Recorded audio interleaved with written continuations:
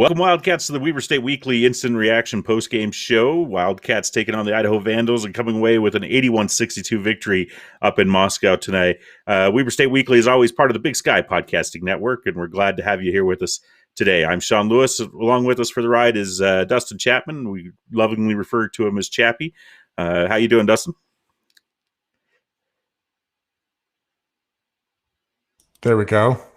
I'm happy to be here and love the new software we're using for these. Yeah. A great game for the Wildcats, coming away with a 19-point victory over the Vandals of Idaho. Chappie, what's your instant takeaway, or what's your instant reaction to the game we just watched?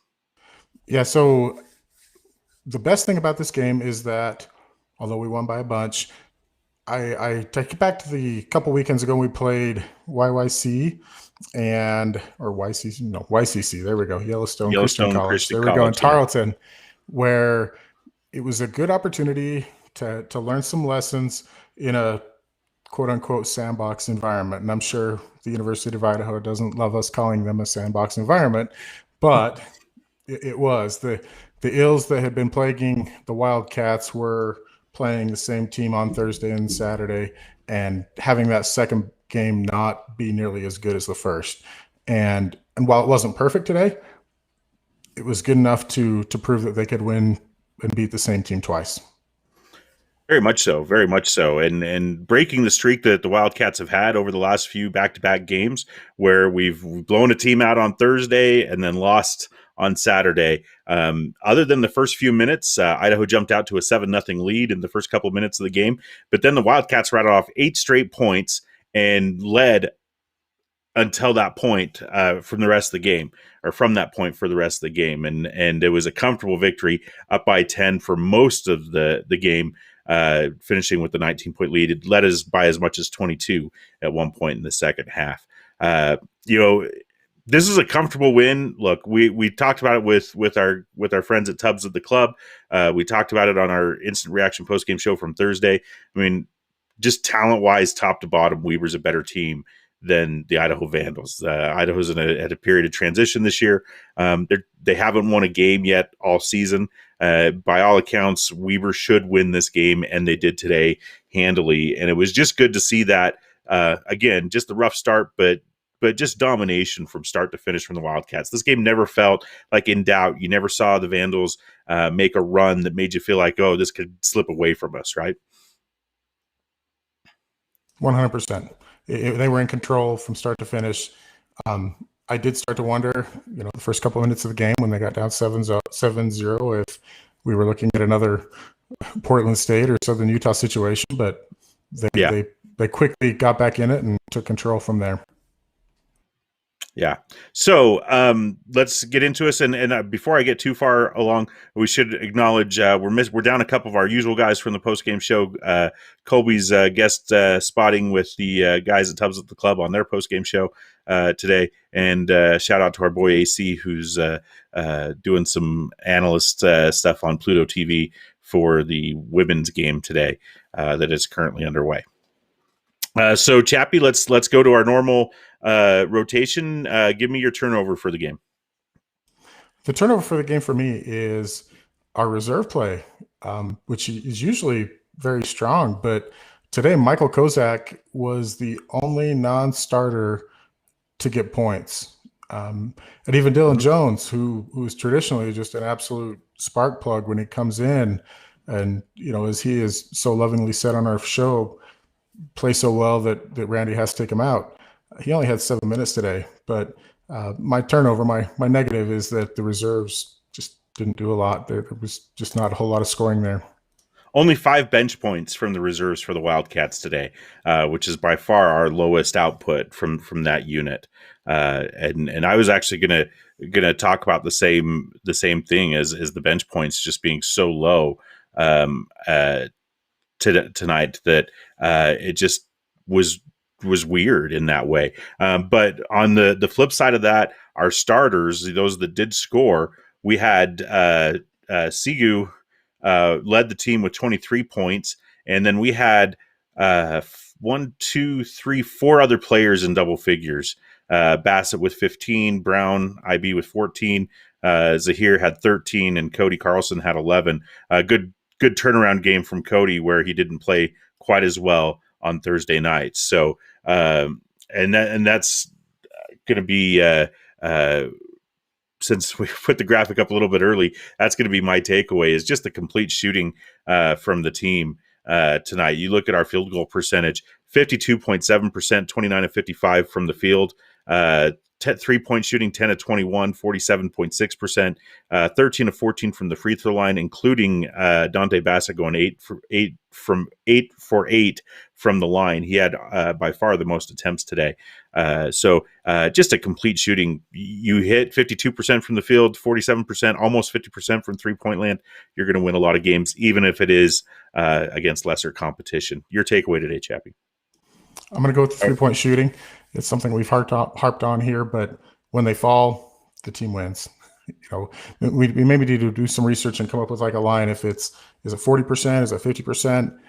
Is that the line that generally determines whether they're going to win a game or not? And they were there today. So 3-point shooting is my takeaway. That was a positive. But beyond that, I love, even though we didn't have a whole lot of contribution from our bench, the guy who did contribute, Michael Kozak, he was such a spark plug. When he came in there in the first half, he was all over the court, filling the stat sheet with blocks, with scoring, with passing. I think it really helped kind of propel the team and kept them in control at that point. All right. And then to wrap things up, again, we're going to keep this one pretty short today, folks. To wrap things up, who's your MVP, Chappie? My MVP is Dante Bassett. That is 3 games in a row that he has not fouled out. That is phenomenal, and really good things happen when he doesn't foul out. He did have 3 personal fouls today, but did not get into foul trouble in the first half. He wasn't benched for foul trouble at all. Right. He stayed on the court, and Dante is really good. I mean, we've hit on with the big man, or I've hit on the big man all year. Kozak and Carlson play really well together, even though they're not starting. Dante and Carlson play really well together, but they're playing a different game. Carlson is an offensive threat. Dante is an offensive threat, but more of a defensive threat. So it's really good to just see him on the court. When he's on the court more, the good things happen. But I did have one interesting thing with him that just made me wonder.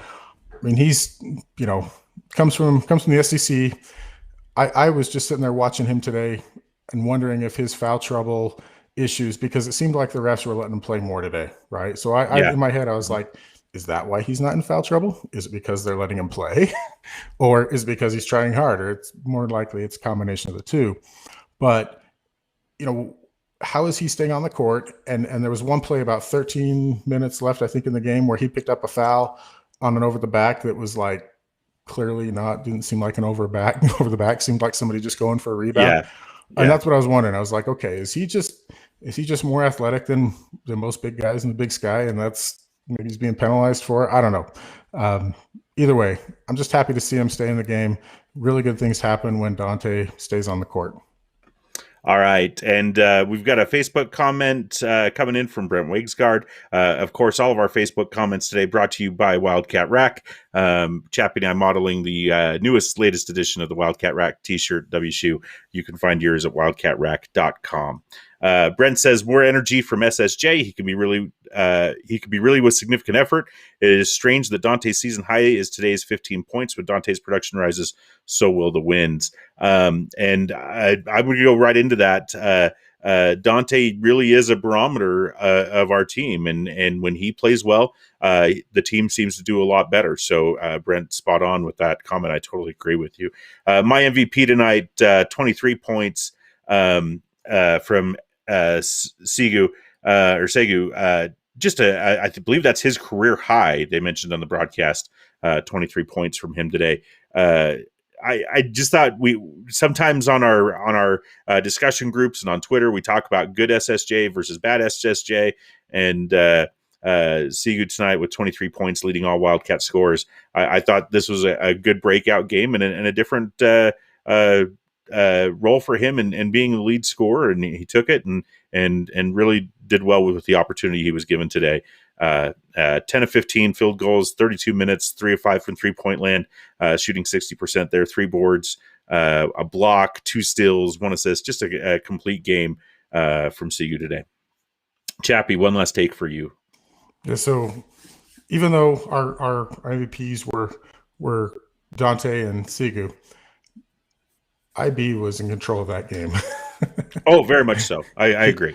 And I got me thinking, because they mentioned it on the broadcast.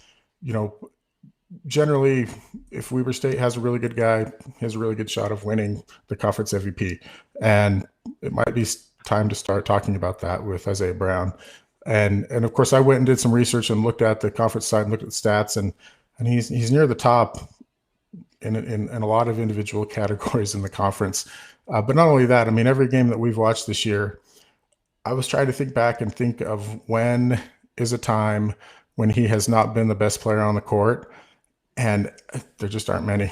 I mean, the SUU game, they've got a couple of good players, but I really can't think of a time where he was not the best player on the court in every game that he's played this year. Yeah, IB's been a great addition, and even the broadcasters. Now, these were Idaho-centric broadcasters tonight on the Pluto feed, but even the TV feed mentioned about the Wildcats bringing in 9 new players and how they maybe got docked in the media and the coaches poll. But seeing how good these teams really were, comparing us to the Eastern Washingtons and the Montana States of the Big Sky. Obviously, because we didn't get to play Eastern Washington, we don't get to know exactly where we stand against the class of the Big Sky. We still got a series with Montana State, hopefully coming up. But both Montana, the Brawl, the Wild games between Montana and Montana State were canceled this weekend due to COVID restrictions, so we don't know where that's going to happen. So it's just an interesting point where we're at in this team. I think the Wildcats are climbing up the table or climbing up the standings to show that we are one of the better teams in the Big Sky. But until we get to play those better teams, we just don't know where we stand. And it was good to hear the folks from Idaho talking about how maybe Weber got discounted in the preseason polls due to the transfers and just the unknown of how this team would gel together. Yeah, and one more hot take for this broadcast. We're playing Montana State this week at home, if I'm not mistaken, right? Tim Crompton did say on the Wildcat Sports Show about a week and a half ago that February was when they were hopeful that they could get fans into the stands, back into the event center. It's February. we're playing the top as of team Monday. In the conference. Yes, we're playing as of Monday. We're playing the first place team in the conference. Be fun to. It'd be fun to have some stands there, some fans in the stands there. So you're exactly right. Montana State is the matchup this upcoming weekend. 7:00 Thursday is tip at the Purple Palace for that first game, and then we'll play them again on the back-to-back on Saturday. So, friends, thanks for joining us today from the Weber State Weekly Instant Reaction postgame show. For our crew, Chappie, DJ Dan, remember, we're part of the Big Sky Podcast Network. You can catch our regular podcast that usually drops on Wednesdays. This week, show coming up, we'll have more analysis from the games this weekend and stuff coming up. Plus, we have all of our friends joining us there. You can follow us on Instagram, on Twitter, at Weber State Weekly, and on Facebook in there. So we'll end the show today, as we traditionally do, as we go Weber State, Weber State. Great. I get to do them all today. That's awesome. Go Wildcats. Have a good day, everybody.